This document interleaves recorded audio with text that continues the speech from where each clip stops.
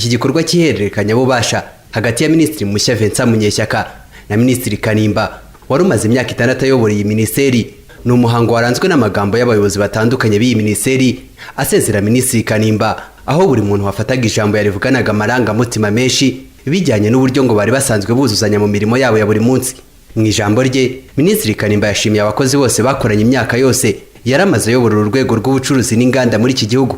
Muri iki gikorwa Minisitiri Kanimba yamurikiye umusimbuye imishinga y'iterambere ibarizwa hano imbere mu gihugu ndetse n'iyo mu mahanga, ndetse anamusobanurira aho iyi minisiteri igeze naho yerekeza. Yanaboneyeho kandi kumubwira ko akazi agiyemo katoroshye, bityo kandi amusaba ibi bikurikira.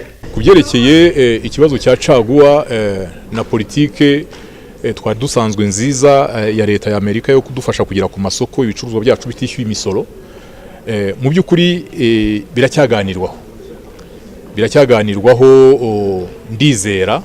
Ndizera ndanifuza rwose yuko politike y'u Rwanda yo guteza imbere inganda zikora imyenda ni politike isobanutse.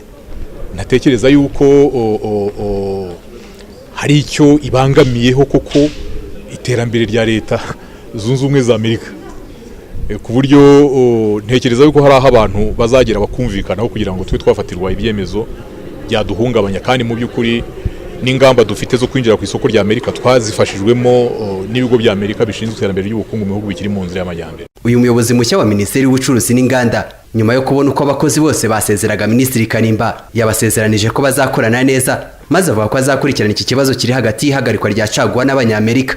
Ngira ngo ku bya CAGUWA igikenewe ni ugusobanura umurongo wacu nk'igihugu, hanyuma icya kabiri gikenewe ni uburyo twajya kongera gusuzuma neza ingingo zigize ariya masezerano Afurika ifitanye na Amerika, cyane cyane mu korohereza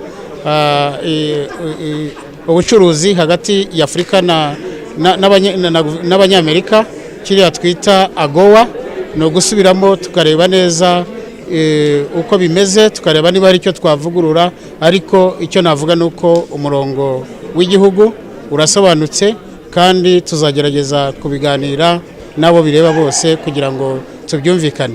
Minisitiri François Kanimba watanze izi nshingano yaramaze imyaka 6 kuri uyu mwanya, aho yawugiyeho mu mwaka wa 2011 avuye ku buyobozi bukuru bwa Banki Nkuru y'Igihugu yamazeho imyaka 11. David Nzabonimpa, Isango Star.